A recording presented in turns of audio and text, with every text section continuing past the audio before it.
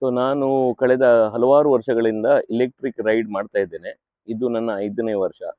First ride ನಾನು ಮಾಡಿರೋದು 2022 ಅಲ್ಲಿ ಬೌನ್ಸ್ ಇನ್ಫಿನಿಟಿ ಎಲೆಕ್ಟ್ರಿಕ್ ಸ್ಕೂಟರಲ್ಲಿ. ಸೊ ಅದು ಜಗತ್ತಿನಲ್ಲೇ ನಾನೇ ಫಸ್ಟ್ ರೈಡ್ ಮಾಡಿರೋದು ಆ ಥರ ಒಂದು ರೈಡ್. ಕನ್ಯಾಕುಮಾರಿಯಿಂದ ಕಾರ್ದುಂಗ್ಲವರೆಗೆ ರೈಡ್ ಮಾಡಿರೋದು. 9 ಸ್ಟೇಟ್ ಕವರ್ ಮಾಡಿದ್ದೇನೆ ಆ ಟೈಮಲ್ಲಿ. ಇಂಡಿಯಾದ ಸೆಂಟ್ರಲ್ ಕಾರಿಡೋರ್ ಅಲ್ಲಿ ರೈಡ್ ಮಾಡಿ ಹೋಗಿದ್ದೇನೆ. ಪ್ಲಸ್ ಹೈಯೆಸ್ಟ್ ಬಿಸಿಲು ಇರುವಾಗ ರೈಡ್ ಮಾಡಿರೋದು. ಸೊ ಇದರಲ್ಲಿ ಟೋಟಲ್ 4580 ಕಿಲೋಮೀಟರ್ಸ್ ಮಾಡಿ ಇಂಡಿಯಾ ಬುಕ್ ಆಫ್ ರೆಕಾರ್ಡ್ ನಾನು ಆಗ ಅಚೀವ್ ಮಾಡಿದ್ದೇನೆ. ಅದಾದ ಮೇಲೆ 2025 ಅಲ್ಲಿ ಲಾಸ್ಟ್ ಇಯರ್ ನಾನು ಬೆಂಗಳೂರಿಂದ ಡೆಲ್ಲಿಗೆ ಆಂಪಿಯರ್ ಅನ್ನುವ ಒಂದು ಎಲೆಕ್ಟ್ರಿಕ್ ಸ್ಕೂಟರ್ ಇಂದ ರೈಡ್ ಮಾಡಿದ್ದೇನೆ. ಅದು 2800 ಚಿಲ್ಲರೆ ಕಿಲೋಮೀಟರ್ 7 ದಿನದಲ್ಲಿ city fastest Bangalore to Delhi one city scooter record ನಾನು ಅದರಲ್ಲಿ ಮಾಡಿದ್ದೇನೆ. ಪ್ಲಸ್ ಈ ವರ್ಷ 52 ದಿನ ಸತತವಾಗಿ ರೈಡ್ ಮಾಡಿ ಇಂಡಿಯಾದ 16 ಸ್ಟೇಟ್ ಕವರ್ ಮಾಡಿದ್ದೇನೆ. 32 ಸಿಟಿಗಳನ್ನು ಕವರ್ ಮಾಡಿದ್ದೇನೆ. ಪ್ಲಸ್ 10 KKR ಮ್ಯಾಚ್ ನಾನು ನೋಡಿದ್ದೇನೆ. ಎಲ್ಲೆಲ್ಲ KKR ಅವರು ಆಡ್ತಾ ಇದ್ರು ನಾನು ಅಲ್ಲಿ ಹೋಗಿ ಅವರನ್ನ ಸಪೋರ್ಟ್ ಮಾಡಿ, ಯಾಕಂದ್ರೆ ಈ ರೈಡ್ ನಾನು ವೀಡಾದಲ್ಲಿ ಮಾಡ್ತಾ ಇದ್ದೆ. ವೀಡಾದವರು ಒಫಿಷಿಯಲ್ ಸ್ಪಾನ್ಸರ್ ಇದ್ರು KKRಗೆ. ಅದಕ್ಕಾಗಿ KKR IPL ಮ್ಯಾಚ್, ಅದಕ್ಕಾಗಿ KKR ಅವರು ನನಗೆ ಗೋಲ್ಡನ್ ಟಿಕೆಟ್ ಕೊಟ್ಟಿದ್ರು. ನಾನು ಯಾವುದೇ ಮ್ಯಾಚ್ ಇಂಡಿಯಾದಲ್ಲಿ ಎಲ್ಲಿ KKR ಆಗ್ತದೆ ಮ್ಯಾಚ್ ಅಲ್ಲಿ ಗೋಲ್ಡನ್ ಟಿಕೆಟ್ ಕೊಟ್ಟು ನಾನು ಅಲ್ಲಿ ಎಂಟರ್ ಆಗಿದ್ದೆ. ಲಾಸ್ಟ್ 4 ಮ್ಯಾಚ್ಗೆ ಅವರು VIP ಟಿಕೆಟ್ ಕೊಟ್ಟಿದ್ರು. ಸೊ ಲಾಸ್ಟ್ 4 ಮ್ಯಾಚ್ ಕೋಲ್ಕತ್ತಾದಲ್ಲಿ ಮತ್ತೆ ಅಹಮದಾಬಾದಲ್ಲಿ ಗೋಲ್ಡನ್ ಟಿಕೆಟ್ ಮ್ಯಾಚ್ ಅಲ್ಲಿ ನಾನು VIP ಜೊತೆ ಕೂತ್ಕೊಂಡು ನೋಡಿದ್ದೇನೆ. ಸೊ ಈ ಸಮಯದಲ್ಲಿ ಮಾಡಬೇಕಾದ್ರೆ ಏಪ್ರಿಲ್ 12 ತಾರೀಕಿಗೆ ನನ್ನ ರೈಡ್ ಸ್ಟಾರ್ಟ್ ಆದದ್ದು. ಅಲ್ಲಿಂದ ಜೂನ್ 5ಗೆ ನನ್ನ ರೈಡ್ ಕಂಪ್ಲೀಟ್ ಆದದ್ದು.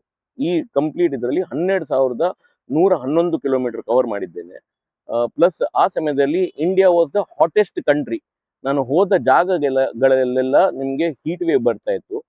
ಅದಾದ್ರೆ ಕೂಡ ಒಂದು ಸಾಹಸ ಮಾಡಬೇಕು, ಒಂದು ಅಚೀವ್ಮೆಂಟ್ ಮಾಡ್ಬೇಕಂತ ಹೇಳಿ ನಾನು ಈ ರೈಡ್ ಅನ್ನು ಮಾಡಿದ್ದೆ. ಮೇನ್ ರೀಸನ್ ಇಂಥ ರೈಡ್ ಮಾಡ್ಲಿಕ್ಕೆ ಕಾರಣ ಏನಂದ್ರೆ, ಜನರಿಗೆ ತುಂಬಾ ಒಂದು ಹೆದರಿಕೆ ಇದೆ ಎಲೆಕ್ಟ್ರಿಕ್ ವೆಹಿಕಲ್ ಬಗ್ಗೆ.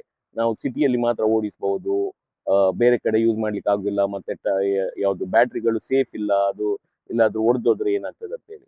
ಸೊ ಈ ರೈಡ್ ಇಂದ ನನ್ನ ಒಂದೇ ಒಂದು ಉದ್ದೇಶ ಏನಿತ್ತಂದ್ರೆ, ಹೇಳಲಿಕ್ಕೆ ಜನರಿಗೆ ನೀವು ಕರೆಕ್ಟ್ ಆಗಿ ಒಂದು ಪ್ಲಾನ್ ಮಾಡಿದ್ರೆ ಎಲ್ಲಿ ಕೂಡ ಗಾಡಿಯನ್ನು ಓಡಿಸಿ ಹೋಗ್ಬಹುದು, ಅದರಲ್ಲಿ ಏನು ಪ್ರಾಬ್ಲಮ್ ಇಲ್ಲ. ಮೇನ್ ಎಲೆಕ್ಟ್ರಿಕ್ ರೈಡ್ ಅಲ್ಲಿ ಪ್ಲಾನಿಂಗ್ ಇರುವುದು.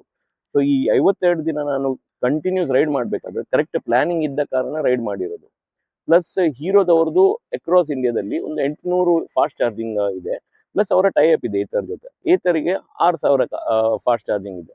ಸೊ ಇದು ಇರೋದ್ರಿಂದ ನನಗೆ ಈಸಿ ಆಯಿತು ಎಲ್ಲ ಕಡೆ ಚಾರ್ಜ್ ಮಾಡಿ ಹೋಗ್ಲಿಕ್ಕೆ. ಎಲ್ಲೆಲ್ಲ ಫಾಸ್ಟ್ ಚಾರ್ಜಿಂಗ್ ಇರಲಿಲ್ಲ ಅಲ್ಲಿ ನಾನು ಢಾಬಾದಲ್ಲಿ ಆಗಿರ್ಬೋದು, ಇಲ್ಲಾಂದ್ರೆ ಒಂದು ಚಿಕ್ಕ ಗೂಡಂಗಡಿ ಆಗ್ಬೋದು, ಎಲ್ಲಾದ್ರೂ ನಿಲ್ಲಿಸಿ ಅಲ್ಲಿ 4 hours ಅಲ್ಲಿ ಚಾರ್ಜ್ ಮಾಡ್ತಾ ಇದ್ದೆ. ಇದ್ರದ್ದು ಮೇನ್ ಅಡ್ವಾಂಟೇಜ್ ಏನಿತ್ತಂದ್ರೆ ಇದು ರಿಮೂವೇಬಲ್ ಬ್ಯಾಟ್ರಿ. ಸೊ ನೀವು ಎಲ್ಲಿ ಬೇಕಾದ್ರೆ ತಗೊಂಡು ಹೋಗಿ ಚಾರ್ಜ್ ಮಾಡ್ಬೋದು. ಅದಿರೋದ್ರಿಂದ ನನಗೆ ತುಂಬಾ ಸುಲಭವಾಯಿತು ಎಂಟೈರ್ ರೈಡ್. ಚಾಲೆಂಜ್ ಏನಿತ್ತಂದ್ರೆ ಬಿಸಿಲು. ನಾನು ಸ್ಟಾರ್ಟ್ ಮಾಡ್ಬೇಕಾದ್ರೆ 38 ಡಿಗ್ರಿ ಬಿಸಿಲಿತ್ತು. ಎಂಡ್ ಅಂದ್ರೆ ಮಧ್ಯದಲ್ಲಿ ಬರ್ಬೇಕಾದ್ರೆ ಮಧ್ಯಪ್ರದೇಶ ಬರ್ಬೇಕಾದ್ರೆ 48 ಡಿಗ್ರಿವರೆಗೆ ಟೆಂಪರೇಚರ್ ನೋಡಿದ್ದೇನೆ. ಕೋಲ್ಕತ್ತಾದಲ್ಲಿ 52 ಡಿಗ್ರಿವರೆಗೆ ಟೆಂಪರೇಚರ್ ನೋಡಿದ್ದೇನೆ. ಬಟ್ ಎಲ್ಲ ಇಂಥ ಸಾಧನೆ ಮಾಡ್ಬೇಕಾದ್ರೆ ಇಂಥ ಕಷ್ಟಗಳು ಬಂದೇ ಬರ್ತದೆ. ಪ್ಲಸ್ ಈ ಹೆಸರನ್ನು ನಾನು ಕೊಟ್ಟಿದ್ದೆ ಈ ರೈಡಿಗೆ ಗ್ರೇಟೆಸ್ಟ್ ರೈಡ್ ಎವರ್ ಅಂತ. ಸೊ ಗ್ರೇಟೆಸ್ಟ್ ರೈಡ್ ಎವರ್ ನೀವು ಮಾಡ್ಬೇಕಾದ್ರೆ ಕಷ್ಟಗಳು ಬಂದಿಲ್ಲ ಆದ್ರೆ ಅದಕ್ಕೆ ಮೀನಿಂಗ್ ಇಲ್ಲ. ಅದಕ್ಕೋಸ್ಕರ ಒಂದು ಸಾಧನೆ ಮಾಡ್ಲೇಬೇಕಂತ ಹೇಳಿ ನಾನು ತುಂಬಾ ಪ್ರಯತ್ನ ಮಾಡಿ ಟೀಮ್ ಜೊತೆ ಇದನ್ನು ಇಲ್ಲ. ಈಗ ಏನಾಗಿದೆ ಅಂದ್ರೆ ಎಂಟೈರ್ ಇಂಡಿಯಾದಲ್ಲಿ ಎಲೆಕ್ಟ್ರಿಕ್ ಅಂತ ಒಂದು ಸ್ಕೂಟರ್ನ ತುಂಬಾ ಎಕ್ಸೆಪ್ಟೆನ್ಸ್ ಇದೆ. ನೀವು ಯಾವುದೇ ಊರಿಗೆ ಹೋದ್ರೆ ಇಲೆಕ್ಟ್ರಿಕ್ ನೋಡಿದ ಕೂಡಲೇ ಯಾರಿಗೆ ಅಷ್ಟು ಆಶ್ಚರ್ಯ ಆಗುದಿಲ್ಲ. ಮುಂಚೆ ಆದ್ರೆ ಆಶ್ಚರ್ಯ ಆಗ್ತದೆ, ಓ ಇಲೆಕ್ಟ್ರಿಕಲ್ ಬಂದ್ರೆ. ಈಗ ಕೇಳುದು ಎಷ್ಟು ದೂರ ಓಡಿಸಿದ್ದೀರಾ, ಎಷ್ಟು ರೇಂಜ್ ಉಂಟು ಅಂತ ಕ್ವೆಶನ್ ಬರ್ತದೆ. ಮುಂಚೆ ಆದ್ರೆ ಎಲೆಕ್ಟ್ರಿಕಲ್ ಬಂದಿದ್ದೀರಾ ಅಂತ ಕ್ವೆಶನ್ ಬರ್ತಾ ಇತ್ತು. ಈಗ ಅದಲ್ಲ, ಈ ಗಾಡಿ ಎಷ್ಟು ಕಿಲೋಮೀಟರ್ ರೇಂಜ್ ಕೊಡ್ತದೆ ಅಲ್ಲ ಅಂತ ಕ್ವೆಶನ್ ಇತ್ತು. ಮತ್ತೆ ನಾವು ಕೇಳಿದ್ರೆ ಒಂದು ನಿಮ್ಮಲ್ಲಿ ಚಾರ್ಜ್ ಮಾಡೋದು, ಬನ್ನಿ ಅಂತ ಅವರೇ ಸಪೋರ್ಟ್ ಮಾಡಿ ನಮಗೆ ಚಾರ್ಜ್ ಮಾಡ್ಲಿಕ್ಕೆ ಹೆಲ್ಪ್ ಮಾಡ್ತಾರೆ. ಚಾರ್ಜಿಂಗ್ ನಿಮ್ಮ ಪೆಟ್ರೋಲ್ ಇದ ಲೆಕ್ಕದಲ್ಲಿ ನೋಡಿದ್ರೆ ಆಲ್ಮೋಸ್ಟ್ 32,000 ರೂಪಾಯಿದು ಫ್ಯೂಲ್ ಅಷ್ಟು ಸೇವ್ ಮಾಡಿದ್ದೇನೆ.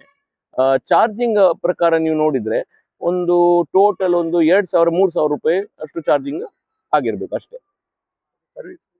ಸರ್ವಿಸ್ ಒಂದು ಚೂರು ಸರ್ವಿಸ್ ಮಾಡಲಿಲ್ಲ, ಝೀರೋ ಸರ್ವಿಸ್. ಎಂಟೈರ್ 12,100 ಕಿಲೋಮೀಟರ್ ಅಲ್ಲಿ ಒಂದು ಕಡೆ ಸಹ ಸರ್ವಿಸ್ ಮಾಡಲಿಲ್ಲ. ಇದು 52 ದಿನದ್ದು ಕಂಪ್ಲೀಟ್ ರೈಡ್ ಇತ್ತು. ಅದರ ಮಧ್ಯದಲ್ಲಿ ನನ್ನೊಂದು ಆಕ್ಸಿಡೆಂಟ್ಸ್ ಆಗಿದೆ.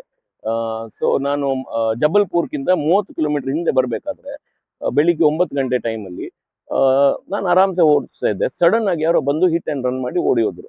ನನ್ನ ಗಾಡಿ ಕ್ಲೀನ್ ಡಿವೈಡರ್ಗೆ ಹೊಡೆದು ಫುಲ್ ಗಾಡಿ ಸೈಡಲ್ಲಿ ಸ್ಕ್ರಾಚಸ್ ಉಂಟು. ನಾನು ಡಿವೈಡರಲ್ಲಿ ಬಿದ್ದೆಲ್ಲ ನನಗೆ ಒಂದು 6 ಅವರ್ಸ್ ಹಾಸ್ಪಿಟ್ಲಲ್ಲಿ ಅಡ್ಮಿಟ್ ಮಾಡಿದ್ರು. ಬಟ್ ಅದನ್ನ ರಿಕವರಿ ಮಾಡಿ ನಾನು ವಾಪಸ್ ಅಲ್ಲಿ ಸ್ಕೂಟ್ರಲ್ಲಿ ಕೂರ್ಬೇಕಾದ್ರೆ ನನ್ನ ಟೆನ್ಷನ್ ಇತ್ತು, ಸ್ಕೂಟರ್ ಈಗ ಸರಿ ಉಂಟಾ ಇಲ್ಲ ಅಂತ ಹೇಳಿ. ಏನು ಸರ್ವಿಸ್ ಬೇಕಾಗಿರ್ಲಿಲ್ಲ, ಎಂತ ಬೇಕಾಗಿರ್ಲಿಲ್ಲ, ಇಮಿಡಿಯೇಟ್ ರೈಡ್ ಮಾಡಿ. ಇದರಲ್ಲಿ ಎಂತ ಪ್ರಾಬ್ಲಮ್ ಇಲ್ಲ, ಯಾಕೆಂದ್ರೆ ಇದರ ಮೋಟರ್ ತುಂಬಾ ಸ್ಟ್ರಾಂಗ್ ಉಂಟು. ಪ್ಲಸ್ ನೀವು ನೋಡ್ತಾ ಇದ್ರಿ ಈಗ ಲಾಸ್ಟ್ 5 years ಅಲ್ಲಿ ಇಲೆಕ್ಟ್ರಿಕ್ ಹೇಳೋ ಒಂದು ಗಾಡಿ ಉಂಟಲ್ಲ, ಸ್ಕೂಟರ್ ಉಂಟಲ್ಲ, ತುಂಬಾ ಡೆವಲಪ್ ಆಗಿದೆ.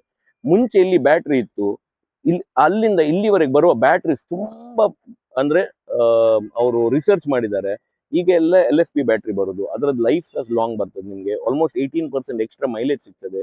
ಪ್ಲಸ್ ಪವರ್ ಏನು ಉಂಟಲ್ಲ ತುಂಬಾ ಸಿಗ್ತದೆ ನಿಮಗೆ. ಅದಕ್ಕಾಗಿ ಈಗ ಮುಂಚಿನ ತರ ನಿಮಗೆ ಇನ್ಕ್ಲೈನ್ ಆಗಲಿ ಡಿಕ್ಲೈನ್ ಆದ್ರೆ ಇನ್ನೂ ಒಳ್ಳೇದು, ನಿಮಗೆ ರೀಜನ್ ತುಂಬಾ ಒಳ್ಳೇದಾಗ್ತದೆ. ಇನ್ಕ್ಲೈನ್ ಅಲ್ಲಿ ಮುಂಚೆ ಆದ್ರೆ ಗಾಡಿ ನಿಲ್ಲುವ ಪ್ರಾಬ್ಲಮ್ ಎಲ್ಲ ಇತ್ತು, ಈಗ ಅಂತ ಪ್ರಾಬ್ಲಮ್. ಟೋಟಲ್ ಮೇನ್ ಉದ್ದೇಶ ಏನಂದ್ರೆ ಜನರಿಗೆ, ಈಗ ನೀವು ನೋಡಿರ್ತೀರಾ ಫ್ಯೂಲ್ ಕಾಸ್ಟ್ ತುಂಬಾ ಜಾಸ್ತಿ ಆಗ್ತದೆ ಡೇ ಬೈ ಡೇ. ಪ್ಲಸ್ ಈ ವಾರ್ನ ಸಿಚುವೇಶನ್ ಅಲ್ಲಿ ಎಲ್ಲಿ ಬಂದು ನಿಲ್ತದೆ ಅಂದ್ರೆ ಯಾರಿಗೂ ಗೊತ್ತಿಲ್ಲ. ನೀವು ಇಲೆಕ್ಟ್ರಿಕ್ಗೆ ಹೋದ್ರೆ, ಯಾಕೆಂದ್ರೆ ತುಂಬಾ ಇಂಡಿಯನ್ ಕಂಪನೀಸ್ಗಳನ್ನೇ ಈಗ ಮ್ಯಾನುಫ್ಯಾಕ್ಚರ್ ಮಾಡ್ತಾ ಇದ್ದಾರೆ, ನಿಮ್ಗೆ ಈಸಿ ಆಗ್ತದೆ. ಪ್ಲಸ್ ಜನರಿಗೆ ಒಂದು ಭರವಸೆ ಬೇಕು. ಇಂಥ ರೈಡ್ ನೋಡುವಾಗ ಜನರಿಗೆ ಒಂದು ಭರವಸೆ ಬರ್ತದೆ, ಓಕೆ ಇಲೆಕ್ಟ್ರಿಕ್ ಸ್ಕೂಟರ್ ಅಲ್ಲಿ ಸಹ ತುಂಬಾ ಲಾಂಗ್ ಡಿಸ್ಟೆನ್ಸ್ ರೈಡ್ ಮಾಡಬಹುದು ಅಂತ. ಸೊ ಅದೇ ಮೇನ್ ಉದ್ದೇಶ.